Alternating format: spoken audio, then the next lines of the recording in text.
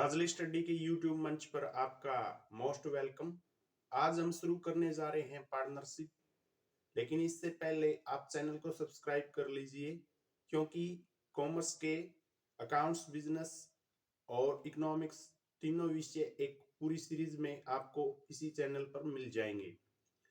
आज का हमारा टॉपिक है फर्स्ट चैप्टर पार्टनरशिप अकाउंट का। पार्टनरशिप जरूरत होती है। हमने +1 क्लास के अंदर सोल प्रोप्राइटरशिप मतलब एकाकी बिजनेस के बारे में पढ़ा है। उसके अंदर हमने देखा है कि एक व्यक्ति ही पूरी फर्म या पूरे बिजनेस का मालिक होता है, लेकिन वहां पर कुछ कमियां रहेगी, जैसे फाइनेंस की कमी, पैसे की कमी और सोर्स संसाधनों की कमी, जिसके कारण एक व्यक्ति की बजाय दो या दो से अधिक व्यक्ति मिलकर एक बिजनेस को चलाने की सोचते हैं, जिससे धन की भी कमी न रही। लेकिन होता क्या है कि भाई उनके बीच में कोई डिस्प्यूट होता है या कोई भी झगड़े का कारण बनता है, तो जब वो कोर्ट में जाते हैं उस टाइम उस झगड़े का निपटारा कैसे किया जाए, तो एक एक्ट बना 1932 पार्टनरशिप एक्ट, जिसके अंदर पार्टनरशिप की डेफिनेशन भी लिखी गई और यदि झगड़े का निपटारा करना है तो किन किन आधार पर किया जाएगा। आज हम इसी बात को डिस्कस करेंगे। लेकिन एक बात ध्यान रखने की है कि पार्टनरशिप है, जो पार्टनरशिप फर्म, उसका रजिस्ट्रेशन करवाना जरूरी नहीं है। जैसे कि हम सोल प्रोप्राइटरशिप के बारे में पढ़ रहे थे कि वहां पर भी रजिस्ट्रेशन करवाना कोई जरूरी नहीं होता। लेकिन इन सब के बावजूद भी आजकल मार्केट के अंदर कुछ और कंसेप्ट आए हैं, जैसे LLP, लिमिटेड लाइबिलिटी पार्टनरशिप, और इसी तरीके से वन मैन कंपनी है, वो भी आया है, जिसके अंदर जो लाइबिलिटी है एक पर्सन की, वो क्या हो जाती है, लिमिटेड हो जाती है, लेकिन वहां पर रिस्ट्रिक्शन ज्यादा है और वहां पर रजिस्ट्रेशन करवाना भी कंपलसरी। यहाँ पर रजिस्ट्रेशन करवाना तो कंपलसरी नहीं होता, लेकिन मान लो अब साइंस ऑफ पार्टनरशिप डीड, भाई दो व्यक्ति या तीन व्यक्ति मिले, उन्होंने पार्टनरशिप शुरू कर दी और शुरू करने के बाद में किसी ऐसे पॉइंट पर पहुंच गए जहां पर उनके बीच में डिस्प्यूट होता है, तब ये एक्ट अप्लाई होगा। और इस एक्ट के अंदर जो डेफिनेशन दे रखी है पार्टनरशिप की, सबसे पहले हम वो पढ़ेंगे, जिससे पार्टनरशिप की कैरेक्टरिस्टिक और इसी डेफिनेशन से हम सब कुछ क्लियर करते जाएंगे। आइए पढ़े डेफिनेशन। डेफिनेशन है, partnership is relationship between person who have agreed to share the profit of a business carried by owned by all or any one of them who acting for all।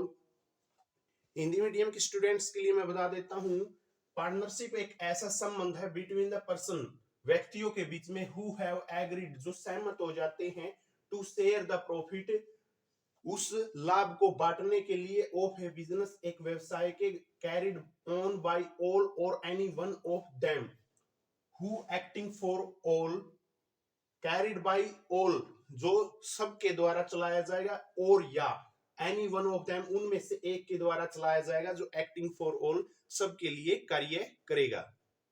अब दोबारा से हम इसको एक एक word को separately तोड़ के देखते हैं। सबसे पहले है, partnership is a relationship between person.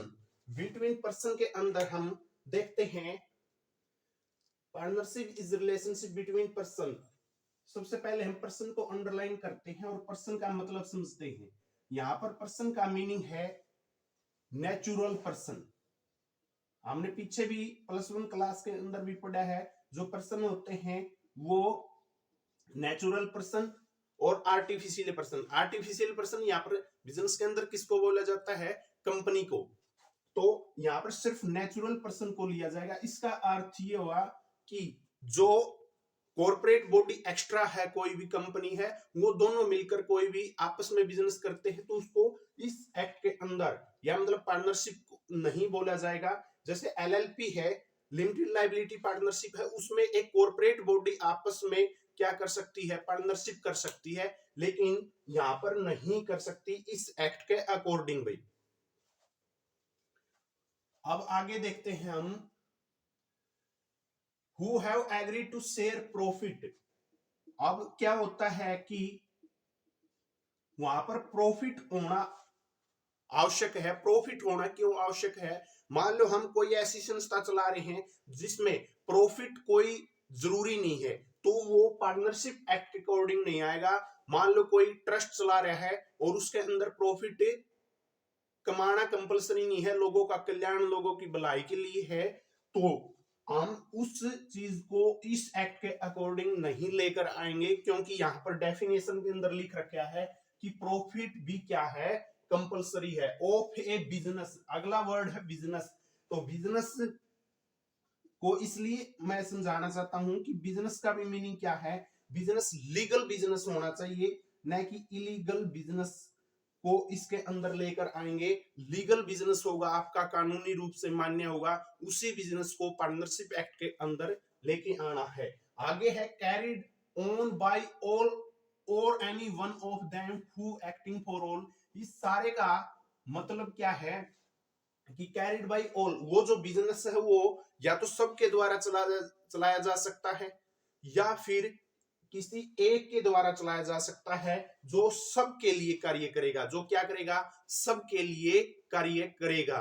अब सबके लिए कार्य करेगा तो इससे एक बात और समझ में आती है हमको कि कोई एक व्यक्ति, मान लो 5 व्यक्ति क्या है, पार्टनरशिप में है, पार्टनर है, और उनमें मैनेजमेंट को सिर्फ एक व्यक्ति संभाल रहा है, तो इसका मतलब ये हो गया कि वो एक इन पांचों के लिए क्या कर रहा है, काम कर रहा है। तो यहाँ पर एक और जो विशेषता है, एक कैरेक्टरिस्टिक और है पार्टनरशिप की, वो उभर कर सामने आती है, वो है स्वामी एजेंट का संबंध। स्वामी एजेंट का संबंध। स्वामी एजेंट का संबंध क्या है, इसका अर्थ समझने के लिए हम क्या समझते हैं कि स्वामी एजेंट का क्या अर्थ है कि मान लो एक व्यक्ति ने कोई कार्य किया है या एक व्यक्ति ने कोई गलती करी है, तो उसका सारे का जिम्मेवार कौन हो गए? वो पांचों भी हो गए जो उस पार्टनरशिप के अंदर है। तो ये पार्टनरशिप की डेफिनेशन थी। और जो प्रश्न है, प्रश्न के अंदर भी माइनर है जो वो नहीं हो सकता भाई पार्टनर, और भी कई बातें हैं, लेकिन एलएलपी है, वन मैन कंपनी है, ये अदर कंसेप्ट आए हैं। एलएलपी 2008 के अंदर आया है, और इसी तरीके से वन मैन कंपनी है। ये कुछ कंसेप्ट आए हैं जो पार्टनरशिप के अंदर कमियां रह गई है उसको पूरा करने के लिए। लेकिन हमने हमारा सिलेबस के अकॉर्डिंग क्या पढ़ना है? पार्टनरशिप पढ़ना है। अब पार्टनरशिप है जो पार्टनरशिप डीड बनेगी, पार्टनरशिप डीड के अंदर पहली बात, पार्टनरशिप डीड होती क्या है? तो पार्टनरशिप डीड एक डॉक्यूमेंट है जो पार्टनर के बीच में आपसी सहमति से जब पार्टनरशिप शुरू की, उससे पहले कुछ रूल रेगुलेशन उसके अंदर लिखे होते हैं। अब मान लो हमने पहले ही पढ़ा कि पार्टनरशिप की का रजिस्ट्रेशन करवाना कोई कंपलसरी नहीं है इस एक्ट के अकॉर्डिंग। तो यदि कंपलसरी नहीं है, मान लो किसी ने रजिस्ट्रेशन नहीं करवाया और डिस्प्यूट हो गया, तो कोर्ट में चले गए। कोर्ट में जाने के बाद में कुछ ये जो बातें हैं, एब्सेंस ऑफ पार्टनरशिप डीड, जो रूल बना रखे हैं इसी एक्ट के अकॉर्डिंग, बस वही रूल वहां पर अप्लाई होंगे। हमने वो रूल पढ़ने हैं।